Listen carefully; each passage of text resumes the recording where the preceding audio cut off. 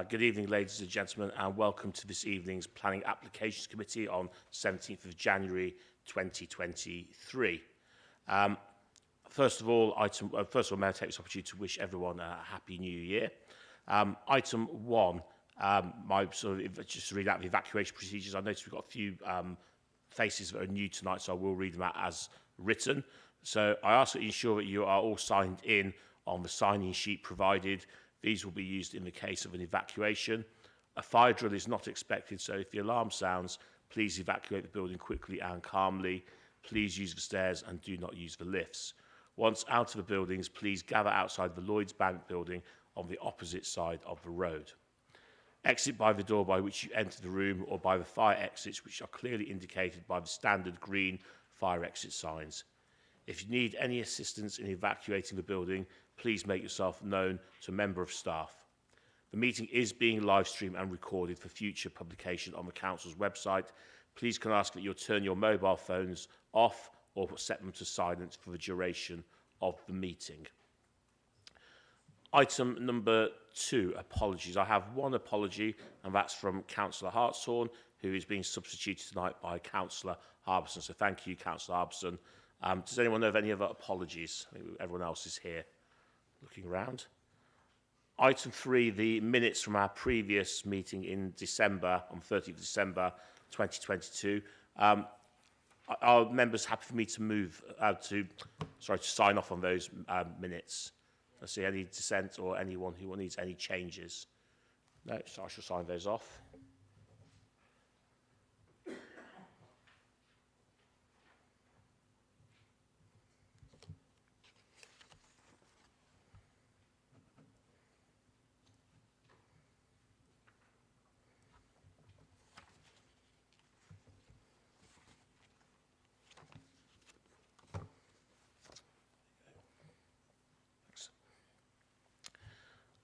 Okay, item number 4 then, declarations of interest. Do any members have any declarations of interest? Councillor Cape.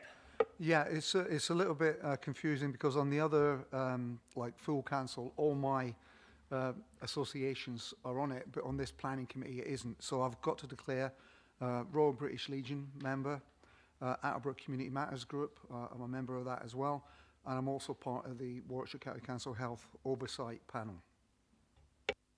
Okay, thank you, Councillor Cape. Any other members? No. Are there any declarations of contact, which is item number 5? No, so I'm not seeing any declarations of contact. Okay, in that case, we'll move to our first item as shown on the agenda. So, Jasmine, when you're ready.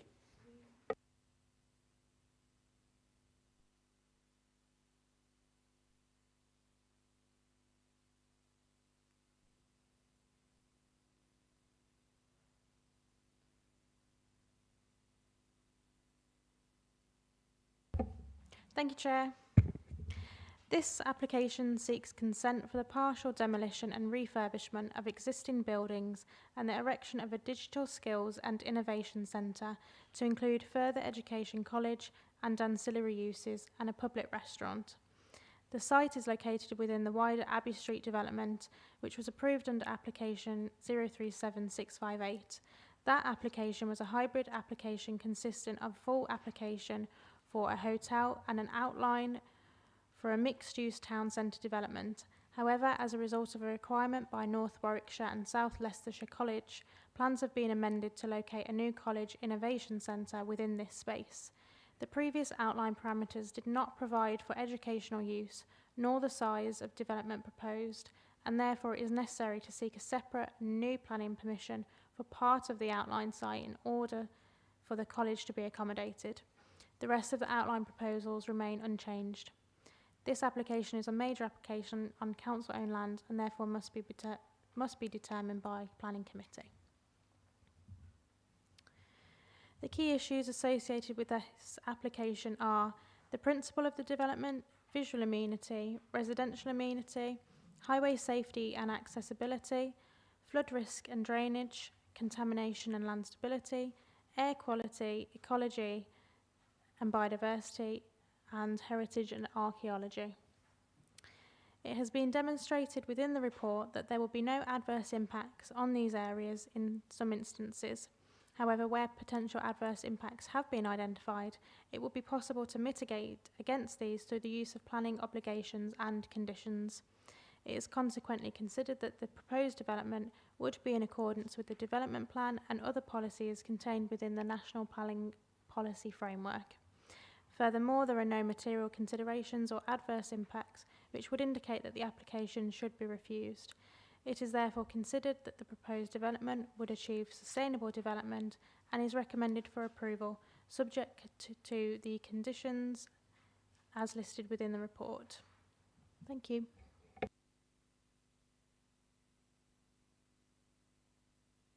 Okay, thank you very much. I have two speakers on this matter. Okay, the first one is Mr. Smith. So, Mr. Smith, you have your 3 minutes whenever you are ready to begin. Right, the demolition of Abbey Street. Why is the Nuneaton and Bedworth Borough Council making this application? I thought it was a transforming the Nuneaton project. So is there any cost incurred by the residents for you making this application? Right, Mr. Smith, can I just pause you there? This is not for you to question the council and what's going on. No, this is a planning application committee meeting. So you're welcome to make points regarding the plan as it stands and what's on there. So please, can I just ask you to try to stick to the points, the salient points about where your objection lies in terms of the actual building itself. This is not about what's gone on in terms of, you know, how you disagree with the way council does business. Okay, that's not what this is about. Thank you. Procedures for maintaining good public relations, including complaint management, public consultation and liaison. So that's the end of it then. Stop it here and now, because you're not doing that. No one can raise an issue. Like you just said, there's countless issues with this. Countless issues. We don't get a say in it. Can you tell us what those countless issues are, please? Because that's what we need to know. If there are genuine issues in terms of what we're proposing, what's being proposed here, then we need to know them. If there's not, then just saying there's councillors' issues is going to carry very little weight, Mr. Smith. Right, the project's not sustainable. With the cost of building materials and the acute shortage going up constantly, the finance of this thing, we can't have any more finance put on the taxpayers' bill. You already had 20 million on us for the hotel, yeah? What other finance are you hoping to raise on the residents of this area to fund all this? Yeah, 150 million transforming the Nuneaton say they've had, yeah? Where's that been spent? I can see no evidence of that. The car park was a bad choice of areas. It was contaminated ground, that's why it was turned into a car park, yeah? Any cost of cleaning that up should not be passed on to the taxpayers. You shouldn't have picked that. You're the council, you should have known. Yeah? Stop trying to dump the cost of this project onto the taxpayers. This year, it ain't going to happen. Yeah? Because we can't afford it. We cannot afford to keep funding your mistakes. Yeah? It's ridiculous. Like I say, the cost of building materials, you haven't finished the project. We've got the bridge project. We can't get into, nobody can get in from outside of town. Yeah, we get into town, there's no car parking space. You're looking at removing more of that.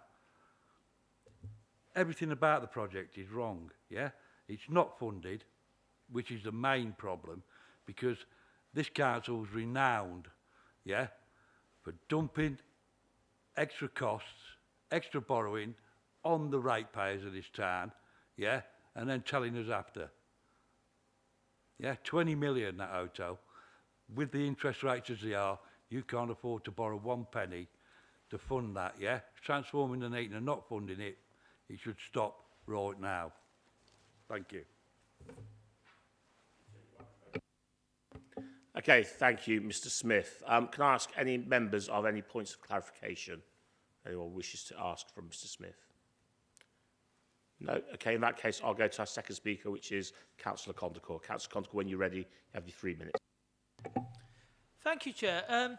I've used the previous college restaurant on the Old Hinkley Road site, and it obviously would get a lot more footfall having one in the town centre. My statement tonight isn't actually against this proposal, but I do want to make sure all the technical things are got right. And the thing that I was concerned about was the cycle racks. Lovely to see 15 Sheffield stands in the courtyard at the back, but if we had actually properly printed out red line drawings, and even on the screen tonight the drawings don't show the red line, I don't see any route to the cycle stands within the red line. So I wanted the conditions making clear that there would be a way for the students and people using the restaurants and visitors to actually get round to the back courtyard until the rest of transforming Nuneaton is built. Because obviously I don't want people walking with bicycles through restaurants. That's obviously absurd. And obviously it's a large development site with lots of different alleyways and things around the back. So I was just asking the plan, and I asked on the 9th of January about this, and I haven't had a reply 8 days later, which is unfortunate. So I did want to know how the logistics would work. And then the other thing, of course, is we need to work out where the bus services are going to be in transforming Nuneaton. That still hasn't been determined if the bus service is going to go down Abbey Street or if it's going to be forced to go around the Ring Road. But if we're trying to get these students and customers to go to this vibrant new location, we need to make sure that the transforming Nuneaton transport things are got right. So I say if the committee could talk about those conditions and we can get the transport right. In principle, I'm happy with this application here. I'm obviously very unhappy with what might happen at the college site, but as the chair will tell me, that's a different application. Okay, thank you, Councillor Condacor. Can I ask, are there members who would like to seek any points of clarification from Councillor Condacor? No? Okay, in that case, we have been asked as a committee to grant planning permission, subject to conditions as printed. So to enable further discussion, I need a proposer and a seconder. So, Councillor Cape, you're happy to propose. Do I have a seconder? Okay, and Councillor Hammersley. Thank you very much. So I'll now open the discussion up to all members. So, Councillor Cape. Yeah, personally, my wife used to be a lecturer up at the college, and I know that for years they've been really keen to get the catering department down into the town centre for some of the reasons that Councillor Condacor mentioned. So I will be supporting the motion, and I think it's great. Thank you. Do I have any other members? Councillor Shepherd. Thank you, Chair. If I could just ask on page 30, it says comment from MBBC planning policy and MBBC refuge. So I'd be interested to know what those comments were. But I'm also a little surprised that there's been no response from MBBC Parks and the town centre manager. Thank you, Chair. Okay, thank you very much. I don't know, Marie, if you know what any of those comments might have been. In terms of you, I wouldn't have, sorry to put you on the spot. Sorry, haven't. Okay. Sorry, Chair, I haven't got them to hand. Okay, thank you. Councillor Wilson. Yes, thank you, Chair. Now we're back in the realms of reality after earlier. I think this is a positive step forward for the town centre. That I can see on here no genuine planning reasons to refuse this application. It does form part of transforming Nuneaton, and it was part of the, I think it was the future high streets. No, it wasn't the future high streets, it was the town deal it formed part of, where projects were put forward by people who weren't actually majority councillors. In fact, I don't believe any councillors were on the shortlisting panel for those projects. They were from the third sector, private industry, etc. So we do have funding from central government as part of that to deliver this. I'm really pleased that this is coming forwards. It will open up that end of town again to custom. If we look at the other college, which has already relocated part of its operations into the town centre, we can see that has helped reinvigorate the footfall down there, and other businesses have felt the impact of the student pound around there. And I think that's part of what the planning framework is to do, is to encourage a vibrant, healthy economy within our town centres. So they were the ones who came to us about this proposal. I think it is something that we can and should support. In terms of the bus infrastructure, I know that officers are having discussions with the county, but until we have the outcome of Luff 2, where the bus station may have to be redesigned in some way to accommodate a replacement Abbey Theatre, that may necessitate some changes to the overall bus network around the town. And that will have to be modelled once we know for definite whether we have Luff 2. But I don't think that is a particularly overwhelming issue to deal with at planning stage. This is about the plans in front of us. So I think it is something that we can support, and I will support, Chair. Thank you. Councillor Wilson. Any other members? Okay, I'm not seeing any other hands. Before we go to the vote, I would like to sort of speak on this as well. And I'd just like to talk about the fact, pick up something that Councillor Condecourt said regarding the sort of cycling accessibility around the site. And obviously we don't want bikes coming through the restaurant area. We'd rather have them going around. Obviously, a lot of students do use and will be using cycles to get there as their primary source of transport. So I'd like to put a motion in that we allow Maria, as sort of the head of the planning department, to be able to look at that and condition the fact that we look at having a cycle access route which doesn't necessarily sort of go through the restaurant, so to speak. So would that be okay as a... Yeah, I think on the agenda on page, I think it's 43, you will see that we've got condition 24, which basically looks to secure the cycle stands and make them available for use. What I would propose is we add a few words to the end of that condition around with an appropriate hard landscaped access to ensure that that access is part of it as well. So could I just have a show of hands for all in favour of that addition? Okay, so that's unanimous. Okay, so moving then to the recommendation itself to grant planning permission, subject to the conditions as printed. All those in favour? Against? Abstentions? Okay, so that is carried. Okay, and it has approval. Yeah, Jasmine, when you're ready, then we'll have the next item, please.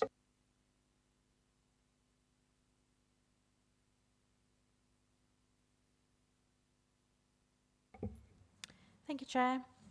This application seeks retrospective consent for the siting of an in-post parcel locker located towards the front of the existing building at 86 Coventry Road. The key issues with this application are the principle of the development, the impact on residential amenity, the impact on visual amenity, and the impact on highway safety. It has been demonstrated within the report that the application is considered to fail to accord with the provisions of policies DS3, BE3 and HS2 of the Council's Borough Plan, as well as the guidance set out within the Council's Sustainable Design and Construction SPD, as well as guidance set out within paragraphs 130, 110 and 112 of the MPPF. There are no material planning considerations which indicate that the application should be determined other than in accordance with the development plan. It is appreciated that there may be some economic benefits from the development. However, on balance, it is not considered that the development would result in any significant social or economic benefits, and any such benefits are not considered sufficient to outweigh the harm to the character and appearance of the area, the residential amenity impacts, nor the highway safety impacts as identified. The application is therefore recommended for refusal for the reasons as printed within the report. Thank you. Thank you very much. I have two speakers on this. I'll go to the first of those, which is Councillor Brown. Thank you, Chair. I'm here to speak in support of the officer's recommendation to refuse this application. This property is situated on Coventry Road, Exhall. It's within 100 metres or so of the intersection with Bayton Road, with the traffic lights there. Bayton Road Industrial Estate, as you know, is the biggest industrial estate within the borough, and it's a major junction that suffers from a lot of congestion. There are double yellow lines on the road outside of this property. There's also a bus bay and a bus stop there, and the road is regularly congested with parking, in any case legal parking.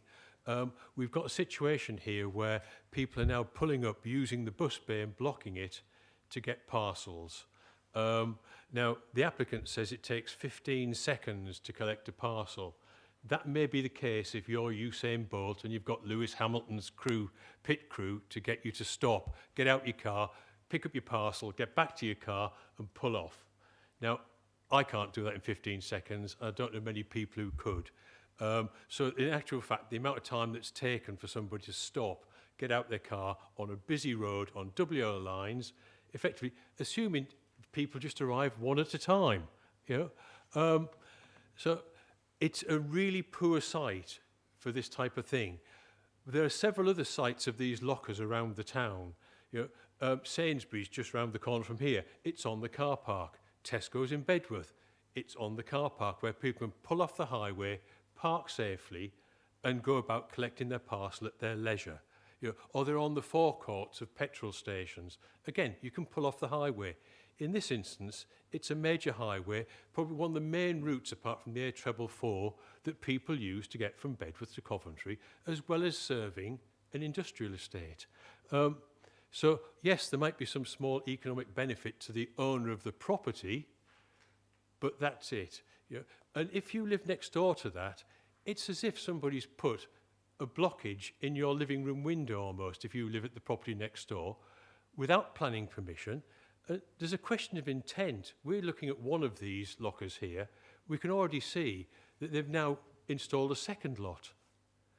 So we've got an intention as to whether somebody's going to apply for planning permission here or whether they're going to just think they can do what they like and we'll put up with it. So it contravenes any number of our policies. It contravenes highways. You know, I wouldn't like to live next door to that. And then you've also got the issue of what happens if you're waiting to get a bus. The bus can't get in, it's queuing, it's by traffic lights. It's an absolute recipe for chaos. So I would sincerely hope that you abide by the officer's recommendation here and vote to refuse permission, please. Thank you. Thank you, Councillor Brown. We do have another speaker, Mrs Hazel Allen. Now, sadly, Mrs Allen can't be here with us this evening in person due to a health concern. So I appreciate as a council, we've made a decision not to allow any more statements to be read out from the chair or by officers of the council. However, because this is, as far as I'm concerned, not a full council where we could potentially have lots and lots of speakers, we would be limited to a maximum of about 5 speakers anyway per item. And as there is nobody else wishing to speak, and I don't want to be seen as discriminating against somebody because they are sick or possibly with a disability, I have said I will allow this to be read. And I will also ensure that while I'm sat in the chair, that any other items where somebody cannot turn up because of ill health, I will also grant them the same courtesy and respect in that instance. So I'll ask Wahida if she could read out that statement for us, please. Certainly, Chair. Chair, this statement is on behalf of Hazel Allen. Coventry Road is very busy, particularly near Bayton Road, where the nearby lockers are situated. The premises where the lockers are situated fronts onto the highway with double yellow lines, next to a very busy bus bay, and where the road goes into 3 lanes to accommodate a right turn into School Lane. There are up to 10 buses stopping in the bus bay every hour. There is no off-road parking, which means a shop assistant parks on the road. Large vans servicing the lockers stop on the road, usually on double yellow lines and sometimes in the bus bay. Only last Thursday, 12th of January, an access to a property was blocked because a large white van servicing the lockers was parked across the drive and in the bus bay. The users of the lockers travel by vehicles and regularly park on the double yellow lines and occasionally in the bus bay. Every's claim that CO2 emissions are reduced and air quality improved is not true. For the above reasons, local residents endorse the comments made by Warwickshire Highways in their letter of objection submitted to NBBC Planning dated 22nd of September 2022. Thank you. We don't have any other speakers, so I will ask for a proposer and a second so we can move to the discussion of the side. So do I have a proposer? Thank you, Councillor Smith, and a seconder, Councillor Cape. So I'll open the discussion now. So any speakers? Councillor Hammersley. Thank you, Chair.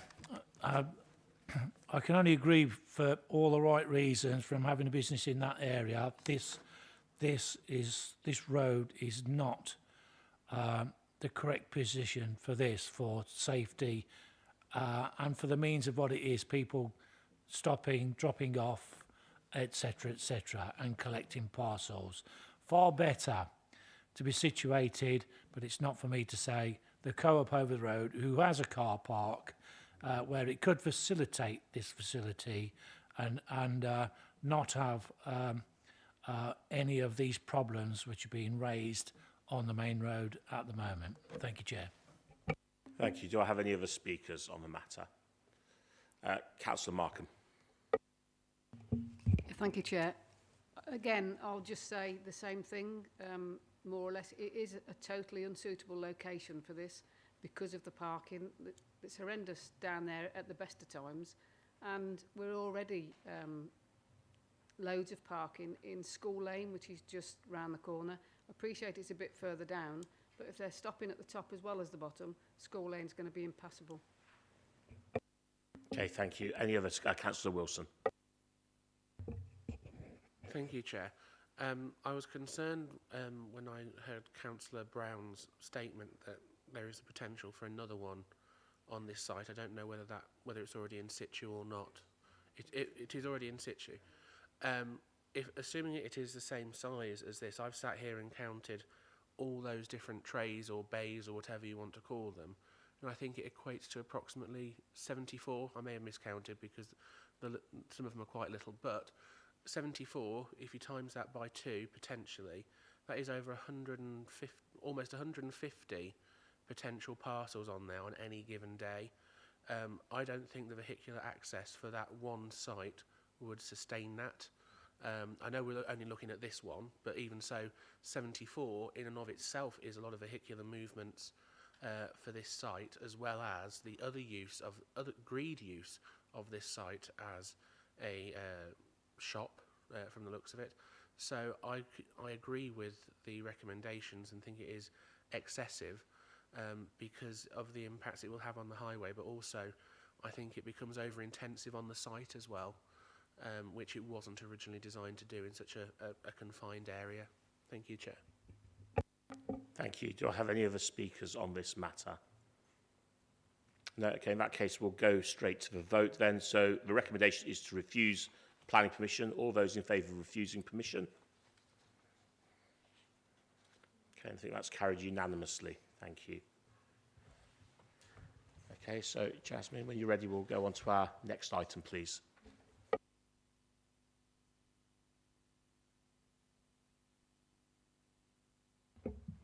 Thank you, Chair. This application seeks consent for the erection of a two-storey hotel block and associated car parking area to the rear of the existing hotel, with additional car parking alterations to the front.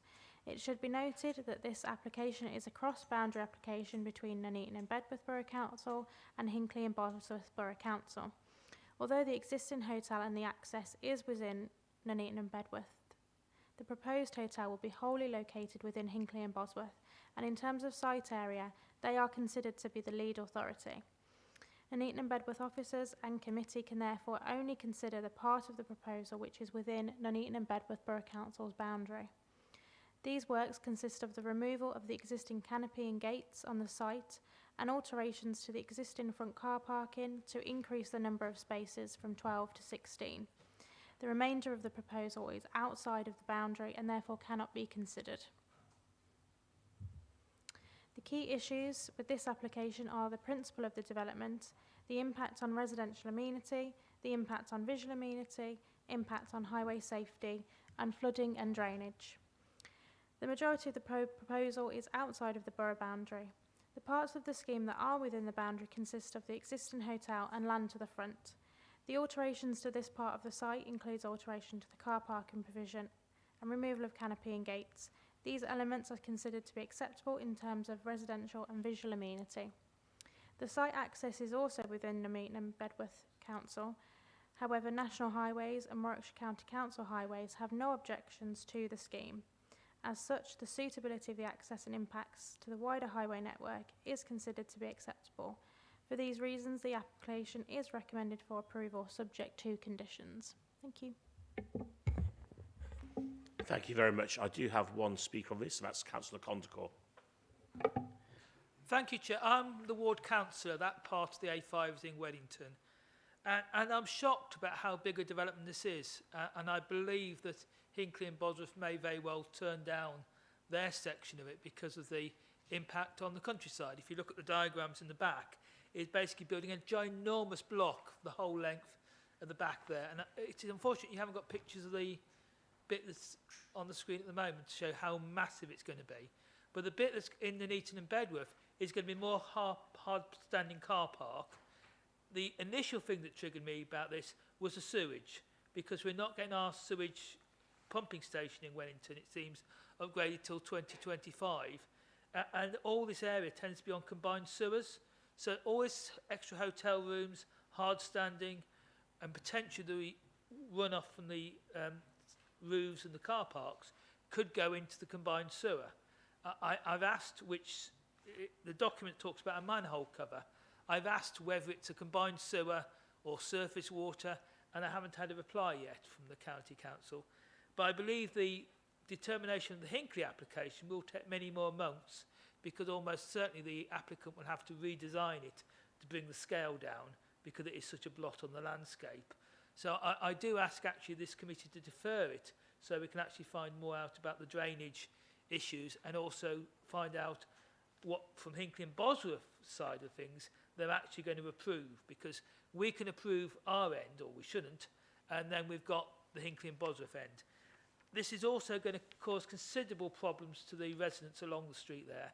There is no space for people in this accommodation. Quite often, people in temporary accommodation, being put in this hotel, where will they go? Well, they will cause nuisance to the neighbours on either side, because within the site there is just no communal areas, apart from standing around in the car parks, which is then causing blight to the neighbours. So it really is an over-intensive development. And on the highways, we've got 59 brand new homes sitting empty because the Highways England won't agree access to the A5 aquatic site. And yet we can have this equally big hotel in terms of the numbers of rooms, and the Highways England don't care at all about it. I mean, it's a scandal what goes on with the empty houses from the A5 aquatics, and yet we say we can do all this building behind this hotel, have it significantly larger, and it will have no highways impact. I actually go running along that pavement sometimes, obviously on the weekends when it's quiet, and it really is a narrow pavement and a very poor access. So I'm shocked there is the highways objection on this as well. And I hope we actually defer it to see what Hinckley and Bosworth side of the application is going to reveal. I don't know if the officers could comment on the Hinckley and Bosworth application, because we can't determine half the planning application without knowing what's going on. Thank you, Chair. Thank you, Councillor Condacor. Can I ask members, does anyone have any points of clarification they wish to ask Councillor Condacor? No, I have one, Councillor, and you mentioned about the drainage being put in 2025. Is that what I heard? I thought I heard you say that the drainage for, if it were to go ahead, would be put in for 2025? Yes, Chair. What's happened is we've got a pumping station in Wellington built in the 1970s, which had the combined sewers coming down from the A5 on the various estates. That was due to be upgraded 2023-24. Tomorrow, actually, we'll get the update from Severn Trent about their investment plans, and that is now 2025. So anything added to our sewer network in Wellington in the next year and a half, 2 years, will go to the existing pumping stations, which this week has been pumping sewage out into the Anchor, because it's just physically not big enough for all the development.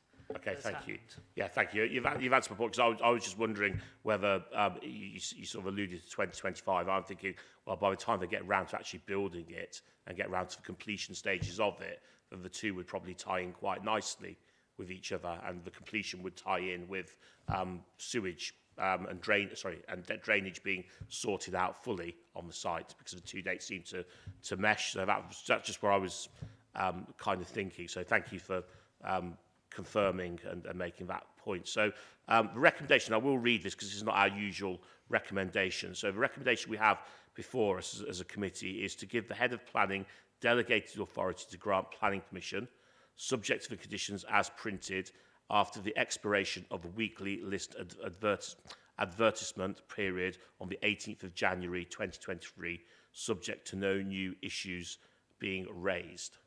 So do I have a proposer for that and a seconder? So thank you, Councillor Smith, proposing Councillor Markham, if you're happy to second that. Okay, now before I open the discussion, I need to remind members about what we're actually talking about here. So we are not talking about the development itself of the hotel, okay? That does not come on our patch, that comes on Hinckley and Bosworth's patch, so we're not considering that. The bit that we are considering purely is that little tiny pit that comes within the MBBC area. So that's what we're talking about. So what I don't really want to hear is discussion about what Hinckley and Bosworth are doing. And sadly, Councillor Condon, I think some of the points you made, although very good points, were beyond our remit, because they were discussing what was going on inside Hinckley and Bosworth, and not things that we could materially affect ourselves as a planning application committee this evening. Okay, so I'll open the debate for this discussion. So, Councillor Cape. It does refer to the little bit that we do have control of, and it ties in with what Councillor Condon was talking about. It's paragraph 5A. So in paragraph 5, there is a condition that says that it should be nothing will be done before it's completed and that it's deemed suitable. Whereas in 5A, it's a bit softer. It almost just says suitable information is required. I personally think that should be conditioned a little bit stronger, particularly if you're going to give delegated authority to the officer to do it, to say that the assessment should be done on the communal drain impact.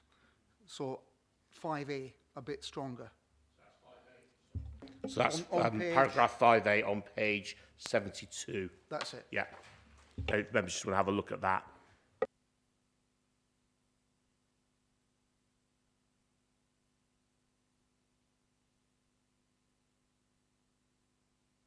Okay, any further points, Councillor?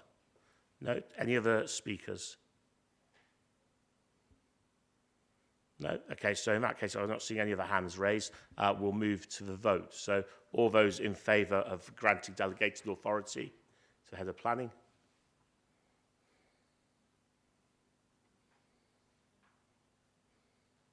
Against? And abstentions? Okay, so that is carried.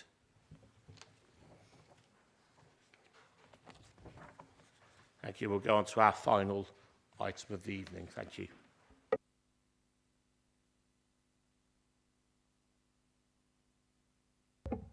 Thank you, Chair. This application seeks consent for the alteration of the main roof and erection of a flat roof rear dormer to a residential dwelling at 15 Trevisco Close.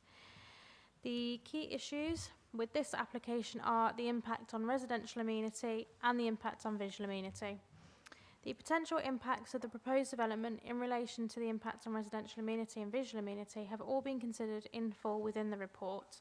The assessment has subsequently shown that there would be no adverse impacts, and as such, it is considered that the proposed development would be in accordance with the development plan and other policies contained within the MPPF. It is therefore recommended for approval subject to conditions. Thank you. Okay, thank you very much. I don't have anyone indicating to speak on this matter. So do I have a proposer and a seconder? Okay, Councillor Hammersley, thank you, you're happy to propose, and Councillor Markham, if you're happy to second. Do I have anyone who wishes to speak on this matter? Councillor Cape. It may be for my own information. It's a bit like the kind of urban myth that you're not allowed to put flat roofs on residential properties anymore. And just looking at that design, it just looks a bit odd. So I'm just looking for some advice from the planners as to the difference between putting a dormer in, which is kind of low impact and is accepted, and quite a significant flat roofed structure. I just don't know. I don't know if you can enlighten us on any of those points that Councillor Capes made. I think the main thing that you would see different in a traditional sort of rear flat roof dormer is the I'm trying to, if I use my mouse here, you would usually see like here that it would be set back off the eaves of the house. So you would have a wall coming up here and then it'd be set back here. But there's nothing to stop them coming all the way to the side to appear as this. It would just be sort of a little bit different looking here, if that makes sense. Dormers can often be PG as well, so we've got that fallback position. Okay, thank you. Do I have any other Councillor Shires? Hi, it's not really anything to do with this. I was just going to actually say for Councillor Cape, flat roofs aren't how they used to be. Some of the materials now are much better than a standard roof, and they do them at ever such a slight angle that the naked eye it would look flat, but actually it's like that. So a lot of new builds, or when people are having extensions now, I've noticed that they've been having that flat roof because it's cheaper and it's just as good. Thank you very much, Councillor Shires. Any other members? Okay, so the recommendation before us then is to grant planning permission. All those in favour? Okay, and that's carried unanimously. Thank you. That concludes this evening's Planning Application Committee meeting. Can I thank all of our residents, members of the public and councillors who have turned up this evening. So we can now stop the live stream. Thank you. I wish everyone a good evening.